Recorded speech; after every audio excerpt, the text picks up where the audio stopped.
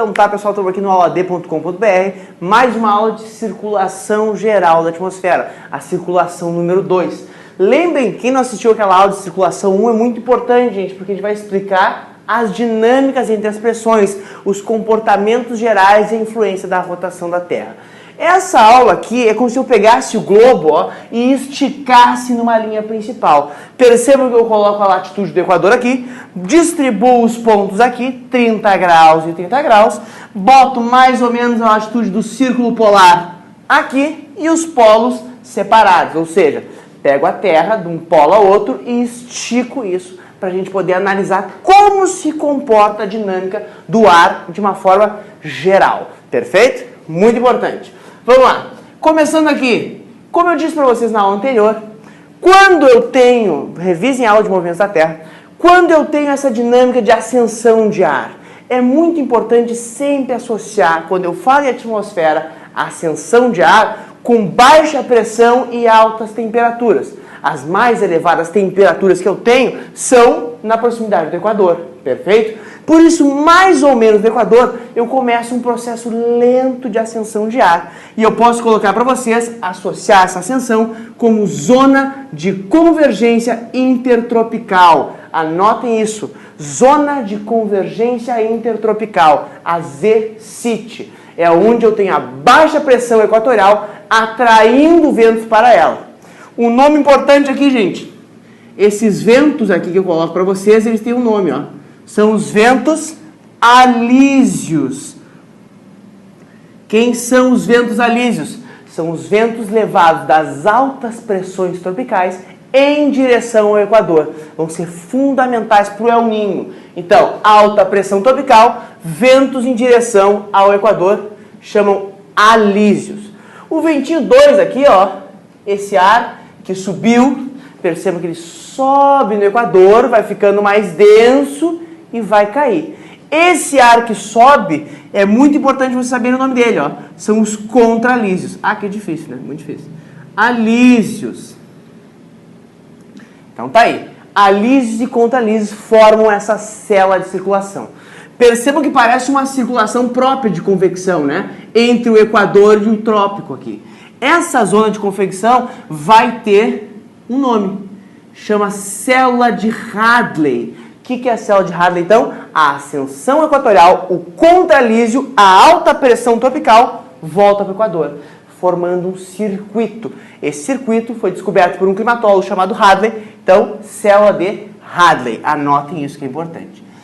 Essa célula de Hadley, gente, ela está associada, ó, com essas ascensões. Lembrem de uma coisa que eu trago lá na aula de chuvas para vocês. Baixas pressões, ar úmido. O que vai acontecer aqui nessa ZCIT? Se eu pego um mapa, uma imagem de satélite para olhar direitinho a Terra como ela é e vejo assim, quando eu começo a olhar para a Terra eu vejo direitinho uma mancha de nuvens, uma linha quase imitando o Equador de nuvens. Por que eu tenho exatamente próximo do Equador uma série de nuvens se formando? Porque a ZCIT está aparecendo. Os ares estão subindo e formando nuvens que vão virar nuvens de chuva. Lembrem que perto da região equatorial, então, eu vou ter as chuvas do tipo convectiva. Fundamental, tá? Daqui, alta pressão. O contralísio, ó, vai descer causando uma alta pressão. Na primeira aula de circulação atmosférica eu citei o deserto do Saara. O que acontece? Ar sobe, desce. Alta pressão. Se eu tenho uma alta pressão, ar descendo, eu não consigo fazer com que a umidade chegue ao ponto de formar chuva. Por isso, áreas de alta pressão são associadas a deserto, perfeito? Tempo bom, sem nuvens, sem grandes precipitações. O deserto do Saara é cortado pela proximidade do 30 graus. Por isso, o deserto do Saara, ó, vai ser formado, por causa da dinâmica do contralísio descendo na proximidade do 30 graus. Fundamental, gente, anota aí. Bom, as zonas de alta pressão, elas são zonas, como a gente falou na primeira aula, repulsoras, elas expulsam os ventos. Parte dos ventos expulsos voltam para o Equador, já nomeamos eles, são os contralísios, né? Estão indo para lá. Anotem esse ventinho aqui também, ó. Esses ventos são importantes, gente. O vento 3. O vento 3 são os ventos de oeste. ventos de oeste. Porque eles, devido a Coriolis, vão começar a fluir pelo oeste. Anotem isso que é importante. Os ventos de oeste, então, vão fazer parte de uma nova circulação. Se eu for ser didático, né? Separar Hadley, percebam que eu tenho mais um vento para cá, que vai virar o vento de oeste, e vou criar mais uma célula, que já vamos nomear até o fim da aula, tá? Então, o vento é expulso. Quando eu penso em polo, zona polar, eu penso em frio ou calor? Eu geralmente penso em ar denso, gelado. No ar, na zona polar, a partir de 60 graus, eu começo a ter uma atmosfera com baixo grau de agitação de partículas, ar denso. Por isso, é uma atmosfera mais adensada, mais parada, mais estacionada, que eu represento esse ar frio com essa linha. O ar que vem do trópico, por mais que ele já seja um ar um pouquinho mais gelado do que o do Equador, ele não se compara a esse frio aqui, perfeito? Então esse vento de oeste vai vir, quando ele chegar na zona polar, ele vai encontrar como se fosse uma parede densa de ar gelado. E se obriga, ó, quando bate, a subir. Por que ele sobe? Porque ele é mais aquecido, tem maior grau de agitação de partículas, por isso ele é menos denso, né?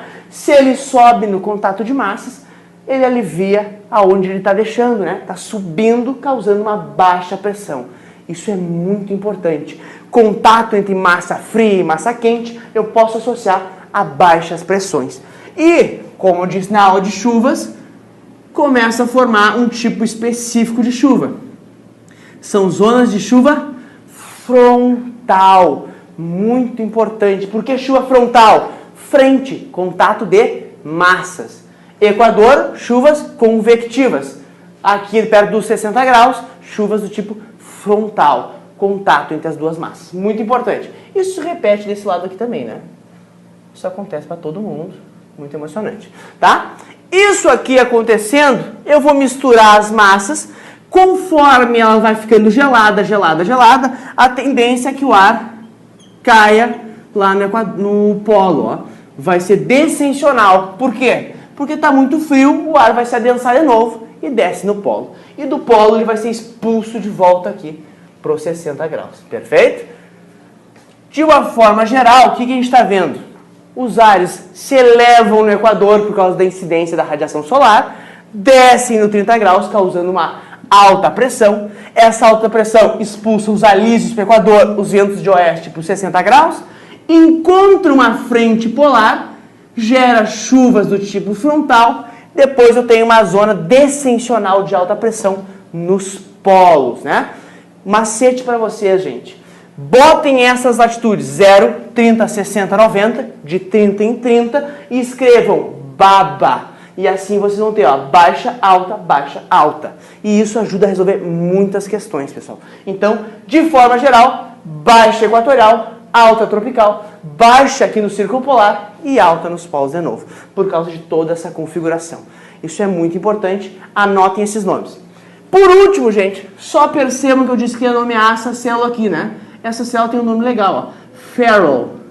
Esse é o nome que a gente pode colocar. Foi o cara que montou essa circulação daqui, perfeito? Muito importante, marcamos toda a nossa circulação geral e assim vocês conseguem entender melhor a climatologia. Valeu, pessoal!